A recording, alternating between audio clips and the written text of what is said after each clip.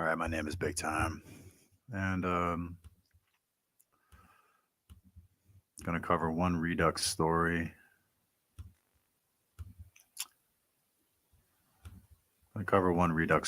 And hopefully reach out to Wicked, see if she's doing okay.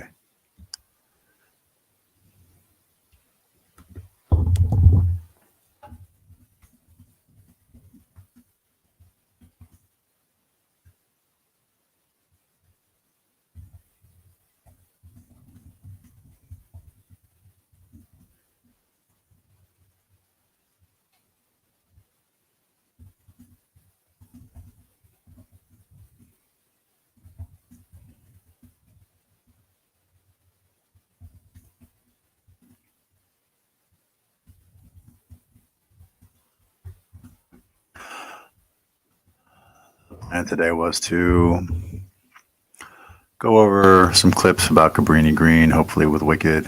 We'll see if she's able to come out. If not, that's okay. Just let her know I'm streaming right now. Basic, I am not really computer savvy, but you learn as you go. So what we're going to at least cover today was we're going to cover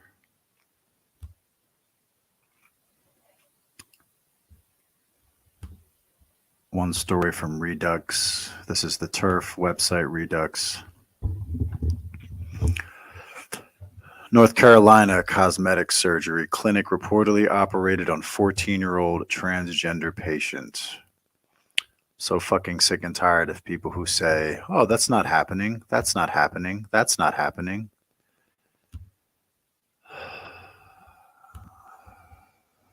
A millstone for you. Girls as young as 14 had elective double mastectomies at a cosmetic surgery clinic in Charlotte, North Carolina, prompting outrage from members of the public. Did you flog the doctor yet? Then I don't accept your outrage.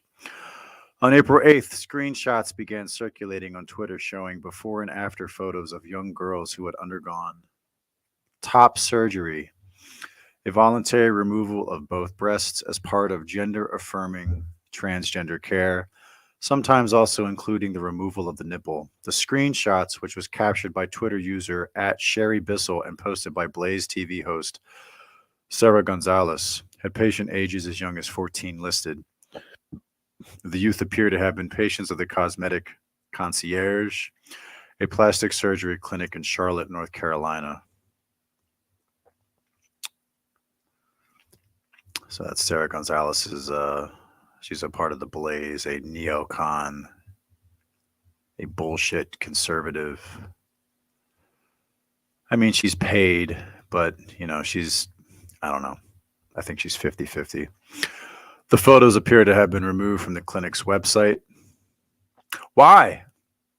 Why do you have shame in what you do when you mutilate little girls? Why do you have shame? Aren't you proud of the mutilation you do? The most recent archive version of the before and after page, dating January 22nd, reveals the photos had been present on the site at the time, but had disappeared shortly after. In the clinic's FAQ, a note on underage surgeries is included under an information panel on transgender surgeries. When considering gender-affirming procedures for patients under the age of 18, we do require the consent of a parent or guardian along with the recommendation of a therapist, it reads, noting that for individuals above the age of 18, informed consent is used and no documentation is required to clear an individual for surgery.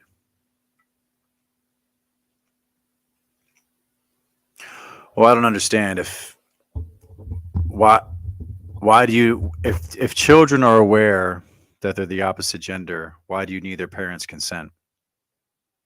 I don't. And the recommendation of a therapist. Why, if the child knows that they want their nipples cut off, why do you need all these other people's permission to do it?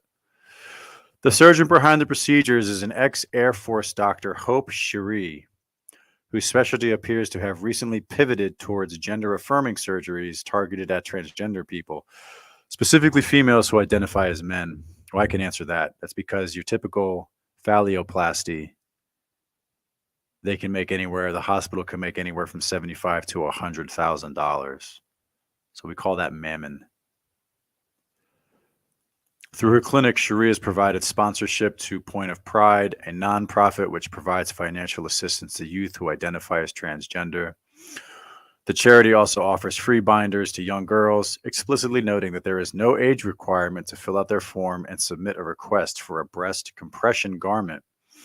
While the FAQs do note that youth under the age of 13 must have... Why? Why do you need parental consent? Why? Redux found the norm allows the user to self-declare age with no verification required. After posting the screenshots, Blaze host Sarah Gonzalez called on North Carolina's GOP to make it stop, tagging the party in her post. Others in her reply section demanded stricter regulations on gender-affirming surgical interventions, something which may become a reality soon thanks to the North Carolina's GOP new supermajority. Or they'll cuck like Tennessee.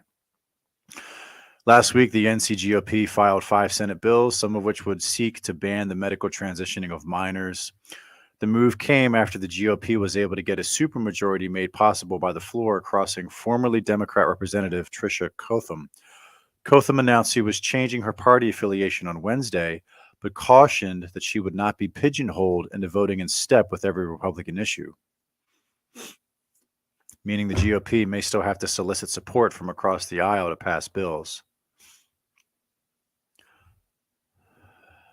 Prior to being elected, Cotham ran on a platform of being pro-LGBTQ+, and opposing past legislation on single-sex spaces. Her 22 campaign website, which was taken down following her floor crossing, stated her commitment to stand strong against discriminatory legislation and work to pass more protections for LGBTQ North Carolinians.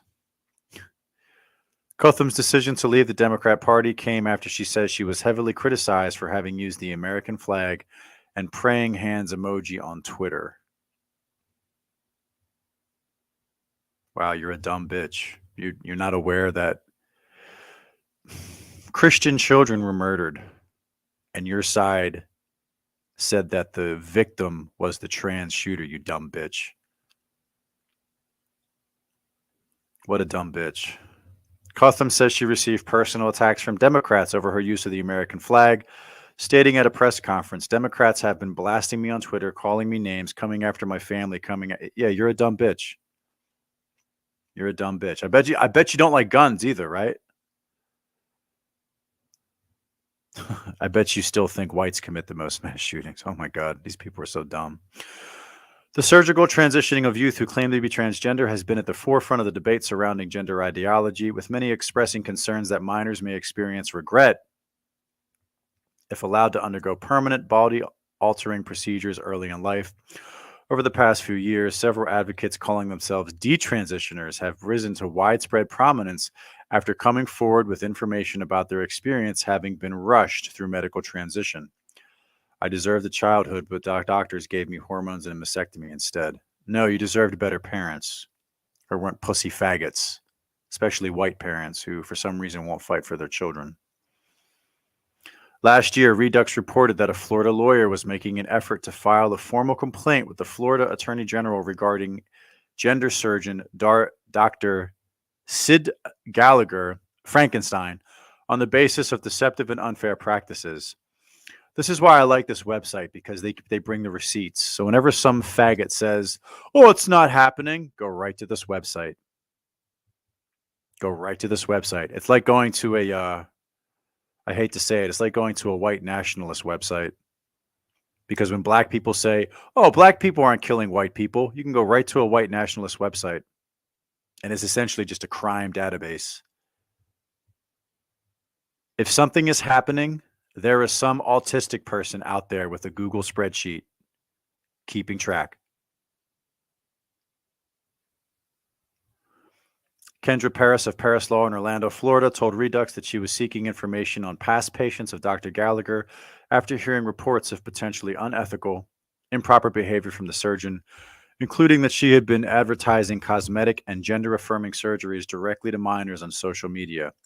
Gallagher, a Miami-based plastic surgeon, rose to internet fame after making quirky TikToks aimed at minors. primarily girls, pursuing gender affirming procedures. She became most associated with her infamous catchphrase, yeeting the teats, a flippant, joking way to refer to performing cosmetic mastectomies or breast removals to her primarily underage female audience. Redux has previously reported that Dr. Gallagher had allegedly performed a mastectomy on a 13-year-old girl. Dr. Gallagher was also the subject of controversy after photos from her Facebook began to circulate on Twitter, showing the grinning surgeon standing next to one of her patients. The patient was ostensibly a very young woman whose body was littered in what appeared to be self-harm scars. So you made profit off of somebody who needed help. I wish somebody would throw you in the river with a giant stone wrapped around your neck. All right, so that was depressing.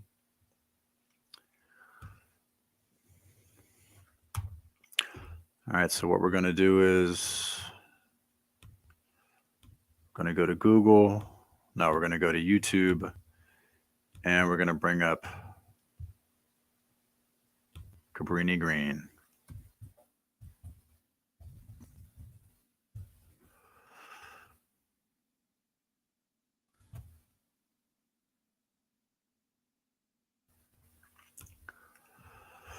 So I was making a correlation. There was a correlation made with the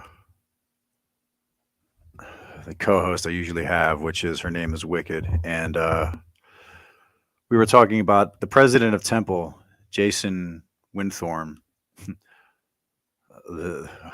another black person who wasn't going to do nothing anyway. I'm Steve Croft. He had the idea that he wanted to move onto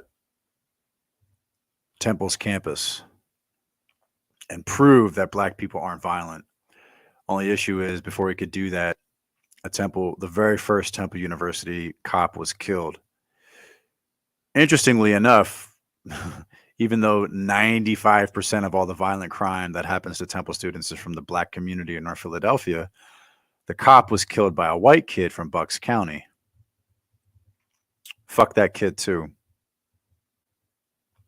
I don't excuse violence on either side. The only time you should have to shoot somebody should be in self-defense, trying to save your life. From what we call the Big Five, and the Big Five are, robbery, assault and battery, kidnapping, grape, and trying to prevent your death. And let me make it very clear. 4 people attack you without weapons and you pull out a gun and shoot one of them, fuck them. I'm not Jet Li. I'm not Rambo. I can't fight 4 people.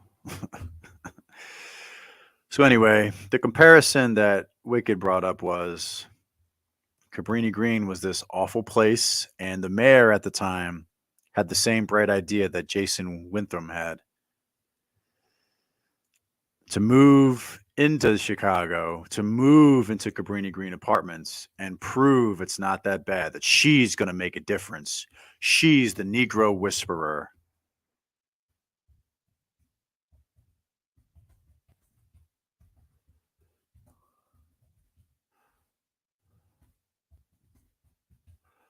Just make sure I got the right name. Jason Wingard. Yeah. So Jason Wingard has already stepped down. So just wanted to go over something. I found some of these clips that talk about her moving in. Just want to point out some similarities. Picture a no man's land with broken windows, dark abandoned buildings, no law and order. There are carefully demarcated areas controlled by rival bands of armed militia fighting over the rubble. Nearly every night there's sniper fire. It sounds like Beirut, but in fact it's America, a creature of state, local, and federal government, the product of bad politics, failed policy, and official neglect. It exists unseen except by those who live there, a stone's throw away from some of the most valuable real estate in our nation's 3rd largest city.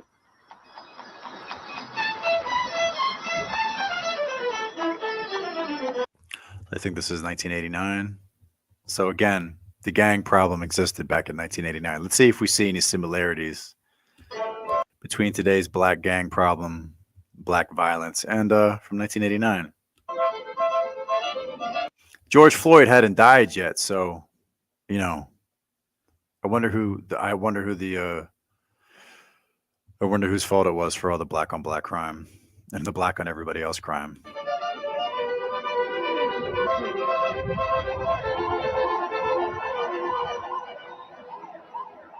What's it like here? What's the neighborhood like? Like a bad neighborhood. Dangerous? Yes. Can you tell when somebody's going to shoot? Yes. They just grab their gun and just start shooting. 10-1 at 10-1, 116-1. One time they came over this way, and then they saw this lady, and she said something to them, and then she had a big hole in her head when they killed her. Is that new? Words were exchanged, and then a shooting. Is that new? That sounds familiar. They shot her. I don't know what they did. Did you see her? Yes. How often do you hear gunshots? Too often. Johnny Shannon is 10 years old. He lives within walking distance of Chicago's Gold Coast, but it's several worlds away. His home is Cabrini Green, a name at once both saintly and sylvan. It is neither. When I first came here, it reminded me of Vietnam. It's been called a city within a city, the most notorious public housing project in America. Dennis Davis patrols it for the Chicago police. Drive straight through. Built in the 40s and 50s, it was supposed to provide safe, inexpensive, integrated housing for people trying to save money to buy a house. Today, it's 70 acres of no man's land, void of legitimate enterprise, with its own laws and its own language. Now, this building is called The Rock. The Rock? Yeah, The Rock. Why do you call it The Rock? It's like the Rock of Gibraltar. You know, it's there, you can't get to it, and it's the strongest thing in Cabrini.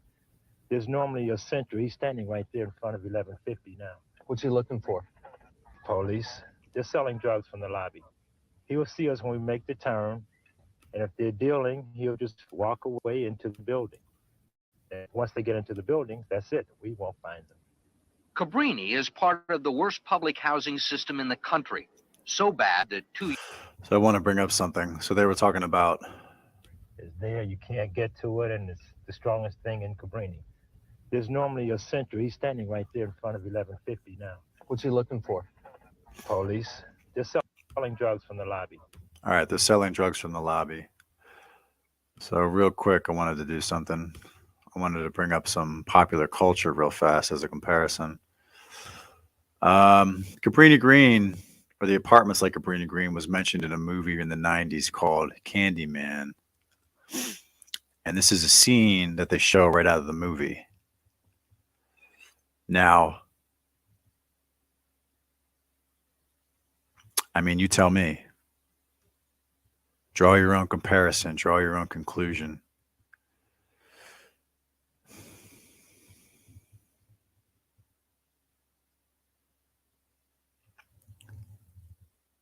Who are the real monsters?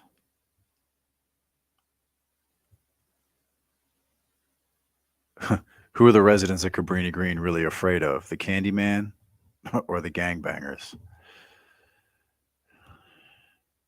Just wanted to show you that it was in popular culture as well. So anyway, back to the show.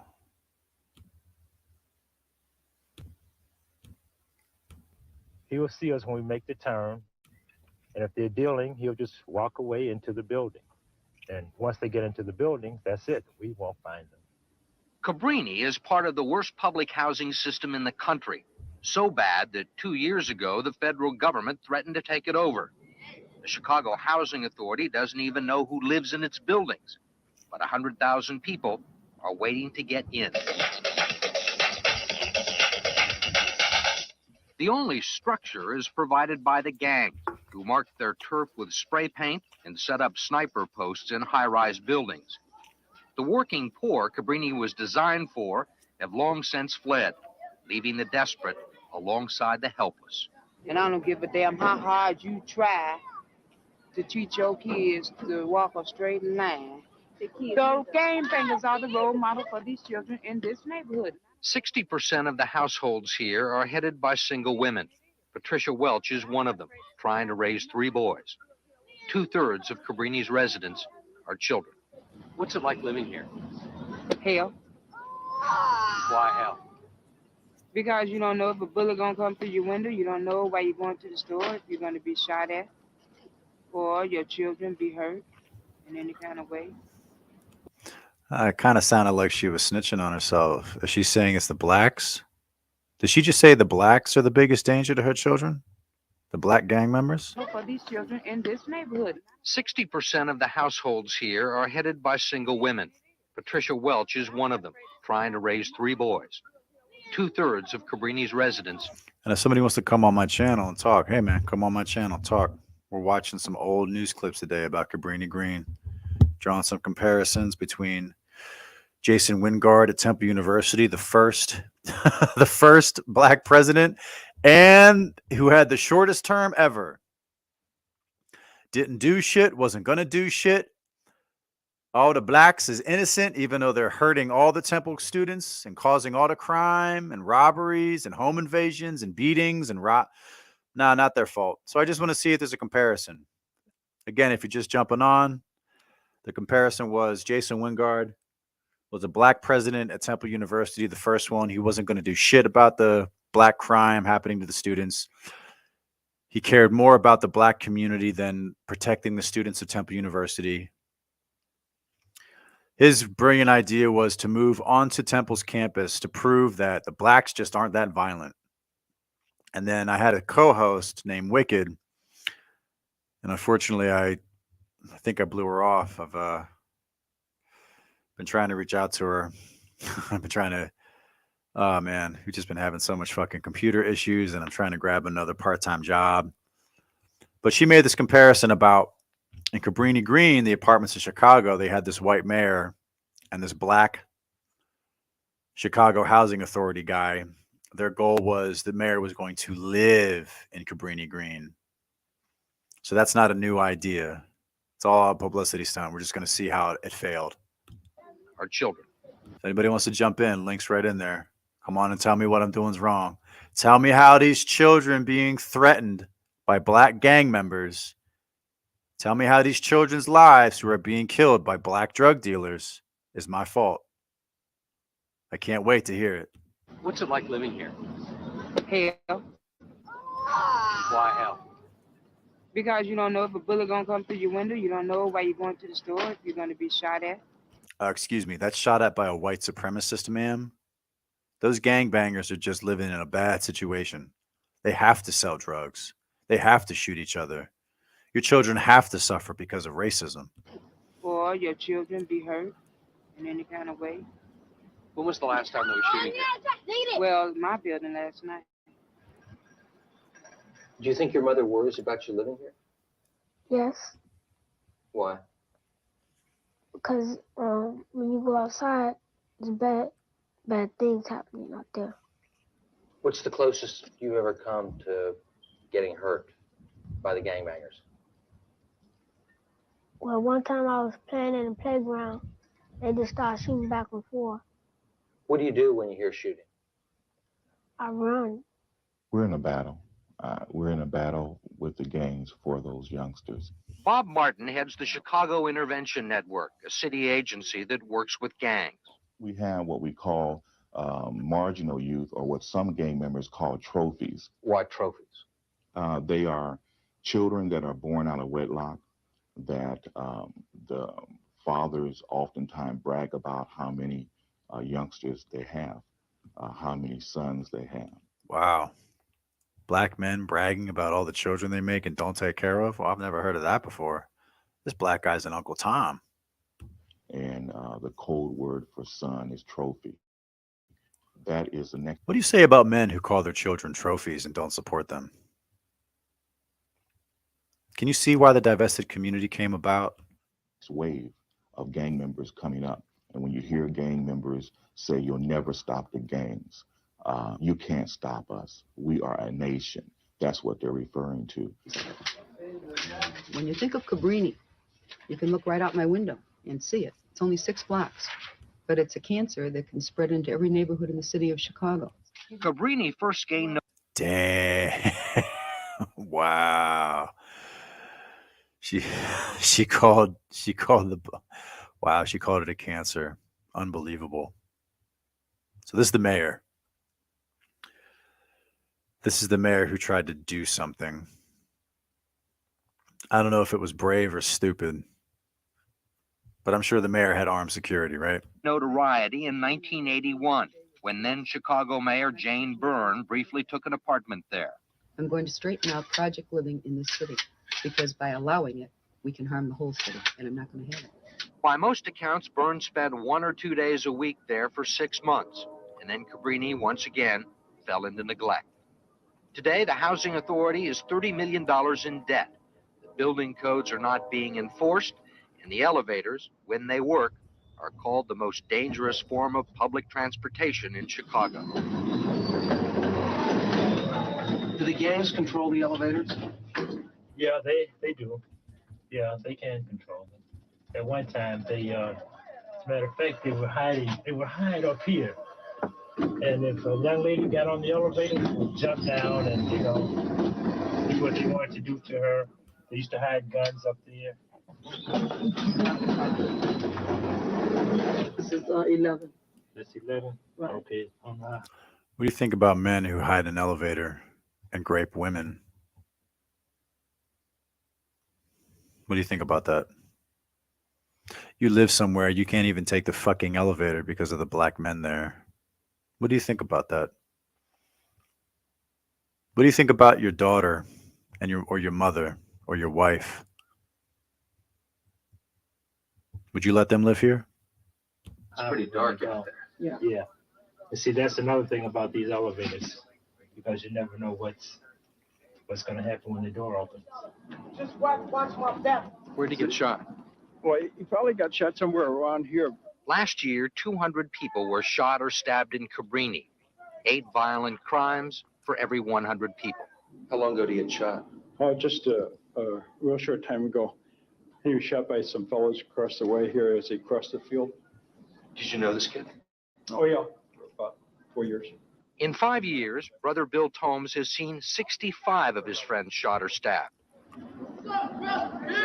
He's an emissary from the Archbishop of Chicago, a peacekeeping force of 1 who roams Cabrini at night, helping women and children negotiate the free fire zones. Are you trying to save souls here? No, we're trying to show God's love for people. You're trying to keep people alive. I think we're trying to keep people alive, yeah. Those are pretty low expectations. Oh, I don't know. Keep somebody alive. Y'all be cool, man. Y'all be careful. Most of the kids, for example, have been shot. Almost all of them have been shot. Yeah, it's my brother. They killed my brother. Is sudden violent death just sort of accepted here? Jesus, man, his brother was killed, huh? I don't think he's lying. I think he's telling the truth. One lone white guy, a priest walking out there. Damn, man. Balls on that dude. Something that happens? Well, it's expected to happen in this kind of environment. And you never know when it's going to. It could be right now.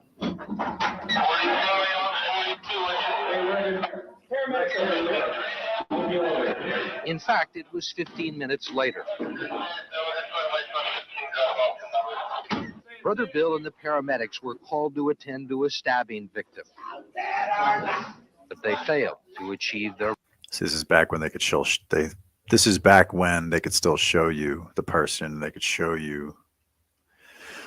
I mean, my only assumption is people weren't as pussified as they are today. You're actually seeing this guy, and he's about to die in the elevator. And they show it to you, you know?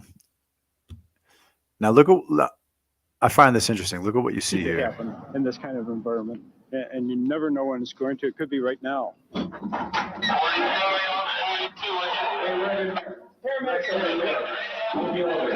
In fact, it was 15 minutes later. Brother Bill and the paramedics were called to attend to a stabbing victim. But they failed to achieve their modest goal. Very serious. We gotta get out of the way. Stay out of the way. Stay out of the way. We gotta get out of here. paramedics were called to attend to a stabbing victim. But they failed I wanted to see if the paramedics had a police escort. It looks like they do. to achieve their modest goal. Very serious. We gotta get out of the way. Stay out of the way. Stay out of the way. We gotta get out of here. So yeah, I think this guy's a cop. And then you got 2 paramedics. So it took a cop, a priest, and paramedics to come in here and get somebody. I want to know. I want to know. My God. Her son died in the elevator. I mean, I can't say anything about her. She just watched her son die. So, you know, she's going to be going through shock. She's not going to be able to talk or think rationally. But I wonder if she knew who did it. If he was stabbed, that means, you know, you might have saw the person. Were they wearing a mask? Did you not know who they are? Who controls this area? Does the police control it? Yeah, we control it.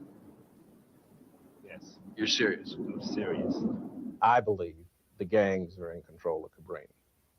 And anytime they nickname the plaza area as a shooting gallery, then I don't think the police or CHA management is in control of the property.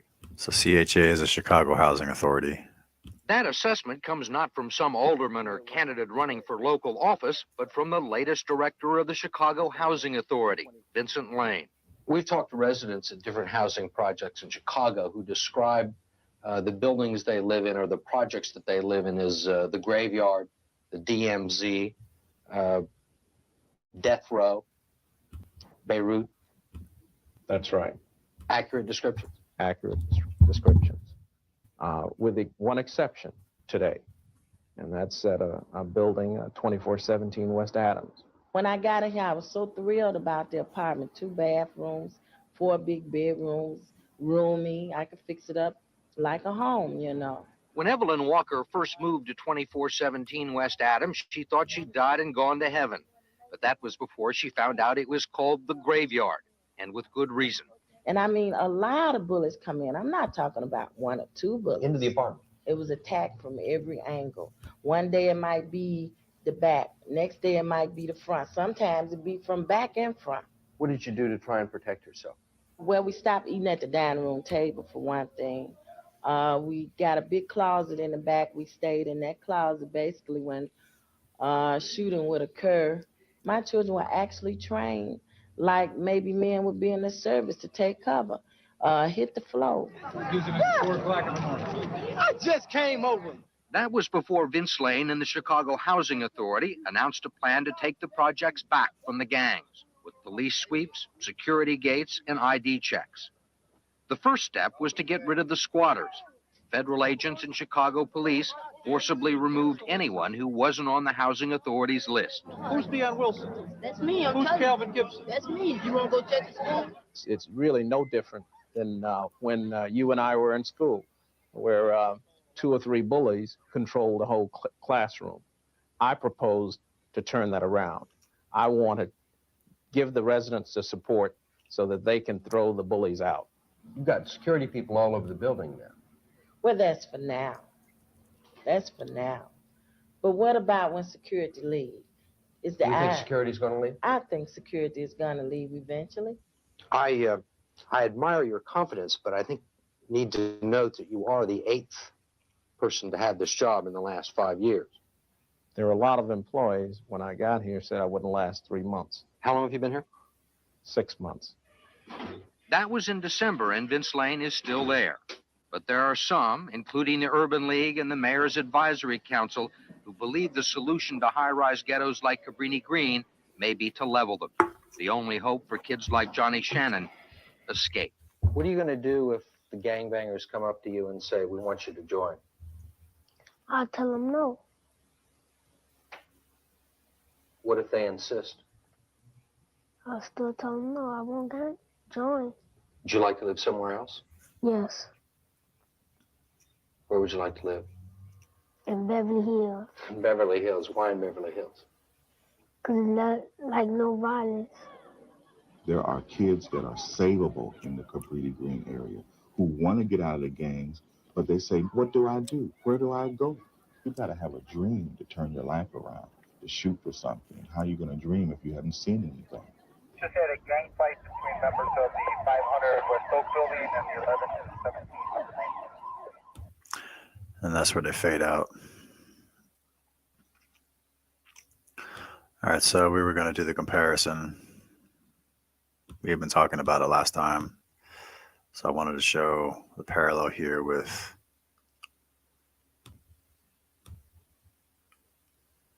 this happened a while ago. And of course, now this president is he's already stepped down. So the president of Temple University is making a move, literally moving his family closer to campus. The announcement comes as students and neighbors are raising concerns about safety near the school. NBC 10's Laura Make sat down with the school's president today. Safety from the black community. Most of these news channels are pussy faggots. So safety from the black community. 95% of all the crime in North Philly that happens to Temple students is from blacks. Primarily black teens, black teen men. There are black girls that beat up people and carjack too now. So even the girls are becoming more violent. But let's just cut the bullshit. To talk about his decision to move. She's joining us live near the campus in North Philadelphia with the latest. Lauren. Yeah, Jim, Temple University's president and his family plan to sell their house in Chestnut Hill and move to the block behind me. Now, we are just near campus. Broad Street is to my left, and a few blocks to the right is where some Temple University students were victims of home invasions. Today, I talked to the Temple president about students' safety and his own family's safety as they get ready to move to the neighborhood. In North Philadelphia, Carlisle Street is about to get new neighbors. Haley Smith heard about it on a group chat. She was like, Jason's moving in next door to you guys. We were like, oh, wow. Is that like real? Jason is Jason Wingard, the president of Temple University, who's moving into this university-owned home with his wife Gingy and teenage son. When I first took the job at Temple University, I talked to our board chair, Mitch Morgan, and I said, so where does the president live at Temple University? And he said, well, he lives in New Jersey. And I said, well, where did the president live before that? And he said, well, Rittenhouse Square. There was no president's house, and this one will now be renovated to become one. How do you envision this working? Do you want people to know that this is the president's house? Do you expect students to knock on the door? How do you feel about that? Well, yes, is a short answer. We welcome people. We had students at our house for Thanksgiving. We had international students join our family for meals. International students. Okay. What about regular students? Can you have dinner with regular students? Or do you only cater to the extra minority students?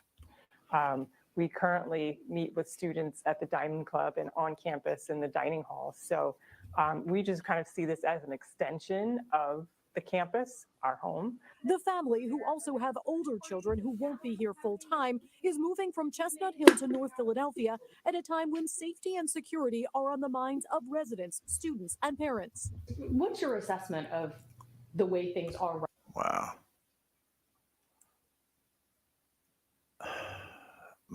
My advice walking through Philly is do not walk with your fucking head down and do not wear flip-flops. Oh my God, these white people are so stupid.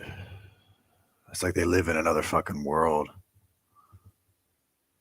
Right now, are you satisfied? You have been taught so much egalitarian bullshit. You can't even recognize that you're the prey. With the level of safety and security both in and around campus? Oh, do you see that face tick? You see a little tick he had there? Did you see that? And security both in and What the fuck was that? around campus? You know, look, we're never going to be satisfied unless we have zero incidents. It's important to me that our community is as safe as that can be. Our student community, our faculty community, as well as the residential community. Why would he answer that way? Student community, our faculty community, as well as the residential community. Why do you give a fuck about the residents? You're the president of the University of Temple. Your priority as the president is to care about Temple students first. It's not your job, nor is it the job of the Temple students to save the blacks. Okay? I don't get it. Wingard pointed to a newly established position of Vice President of Public Safety and a violence reduction task force that recently put out a report with recommendations, including an online dashboard showing crime trends in different zip codes around Temple and developing a preferred landlords program for off-campus housing. We're going to implement all of those recommendations. So, nothing. So they're going to let you know after the crime happens. So everyone will know you were the victim. And a special landlords program, does that mean you're trying to just try to get more black landlords? As for the move for this high-profile family, will your family have personal security assigned to you? We're working on making sure that our transition isn't more disruptive to our near neighbors and to the community in general. So we don't have a sense yet of what we're going to do, but our major focus right now are the neighbors who are here on Carlisle Street. How do you think? See how he answers every question, always referring to the blacks? We don't want to disrupt the blacks. We don't want to offend the blacks. We're just trying to make everything as peaceful as we can. She just asked you a simple question, bro. You're the president. Are you going to have more security? Well, we don't want to upset. Well, you know, the community and the community. That's why he failed. His priorities were fucked up. Think it will change things, or do you think it will change things? I don't think it's going to change anything. It might add more security onto this street specifically since he's going to be living here, but I really don't think it'll change anything anywhere else. So the family is hoping to move in the spring, hopefully around March. They do have some renovations to do, and there are also some. So even this girl could figure out it was bullshit. All right, well, anyway, I figure let's cover one more story from Redux. All the fucking people talk about sex work. From Redux, mega brothels and the failure of the legal sex trade. Ooh, red lights. You know what that means. Drugs and pimps. The infamous red backlit windows may soon disappear from Amsterdam as the Dutch capital attempts a new strategy to deal with the ongoing criminal activity plaguing its legal red light districts.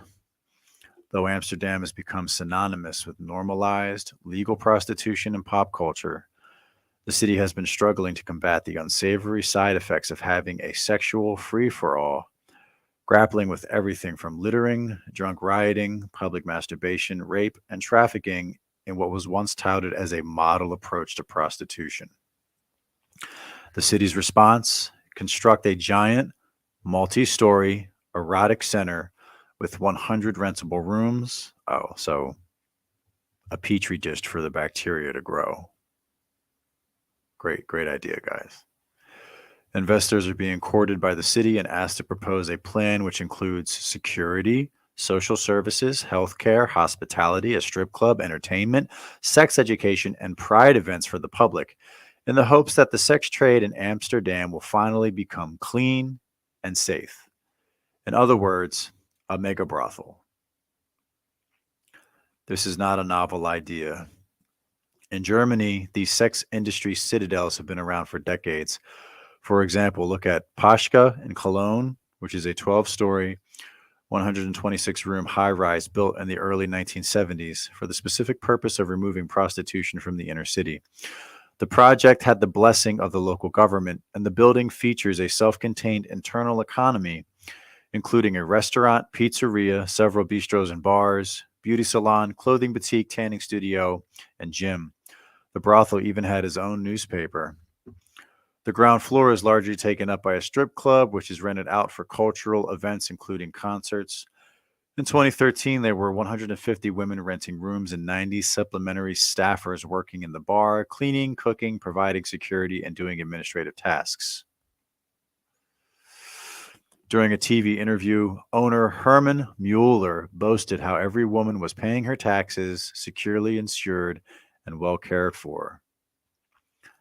Despite all these supposedly wonderful measures to protect the prostituted woman. A 28-year-old Thai woman was robbed and stabbed to death by a sex buyer inside her room at Pasha in 2003. The next year, two 15-year-old girls were found to have been working in a brothel after a police raid. The year after that, authorities uncovered weaponry and cocaine in the building and arrested 23 individuals who had fake documentation. Amongst them were young African women whose ages could not be verified. Well, age is racist. I mean, we could look at their x-rays and tell you, but apparently bones now can't. Various aid organizations can attest to other trafficking cases involving Pasha or its affiliated brothels over the years, including at least one 17-year-old girl who had not been allowed out of her room for 9 months. In 2006, another young woman was nearly fatally wounded by a sex buyer using a knife. In 2015, a man strangled a woman after renting her, with the victim just barely making it to her panic button to call for help. Among the most disturbing incidents I can recall was how in 2007, an 18-year-old woman inside a Pasha chain brothel in Salzburg, Austria, gave birth. In a complete shock and postnatal psychosis, she threw the infant out of the window. No, Redux. I don't know if I buy that. Postnatal psychosis? I'm skeptical. So it's okay when a woman murders her baby? I'm just curious. Do men suffer from postnatal psychosis? Or is that just a female thing? And these are just some of the incidents that made it into the press and not remotely exhaustive. Legal brothels will often point to retained security services as evidence they care about the well-being of the woman in the facility.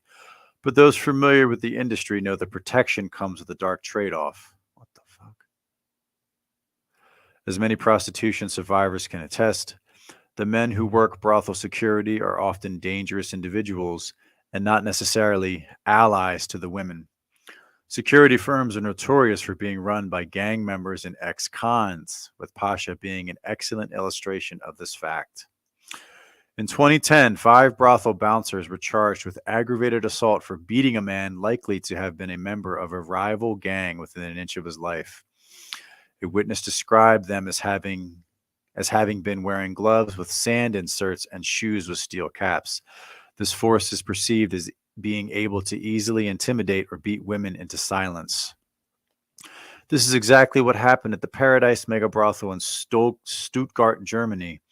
The self-described wellness center was funded to the tune of 6 million. I don't know, do they use euros or Deutschmarks? 6.5 million USD in 2008. Operators boasted about having 2 administrators for women's complaints, an in-house gynecologist, and a round table with municipal regulators, tax officers, and police. Other supposed displays of benevolence included educational events for the women regarding retirement funds and healthy eating. Every prostituted woman at Paradise had to fill out a form with the precise sexual practices she offered, agree to have her comings and goings tracked, and allow her documentation to be openly shared with authorities. And yet, despite all of these measures, it only took 1 year for the first trafficking victim to be uncovered, an 18-year-old who was being exploited by a personal friend of the brothel's operators. Paradise was raided in 2014 by police, and its owners were charged with sex trafficking, physical assault, and the forced branding of women as though they were human cattle.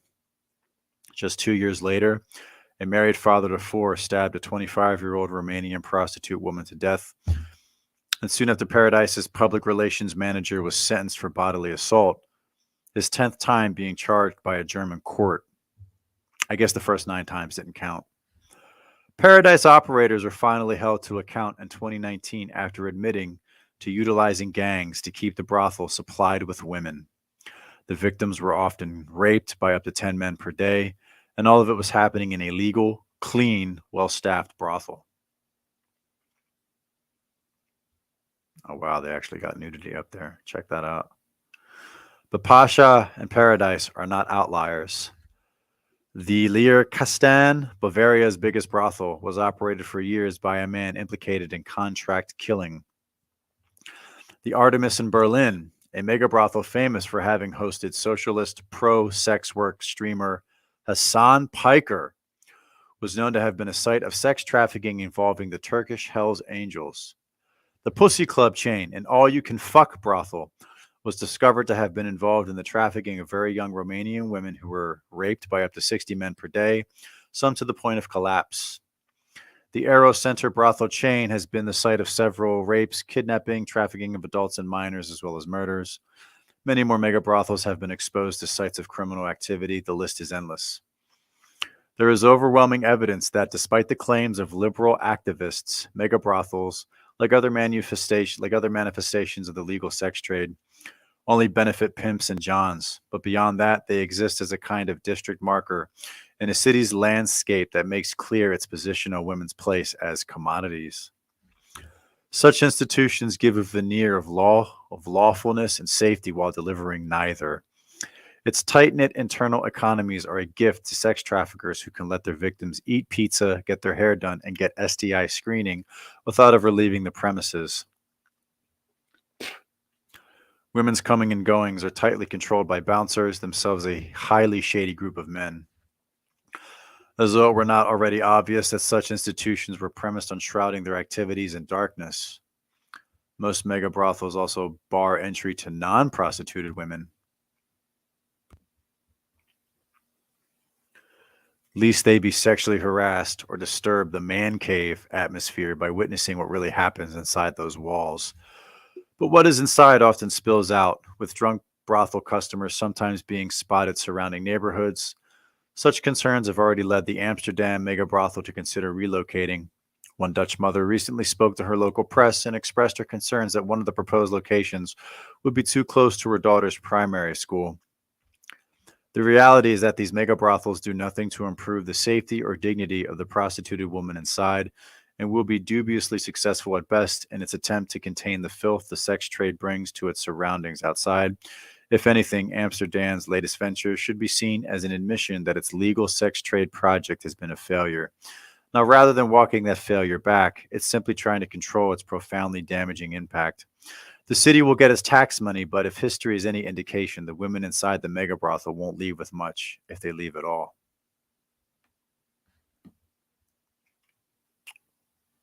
Yeah, sad. So anyway, I'm big time. Back tomorrow.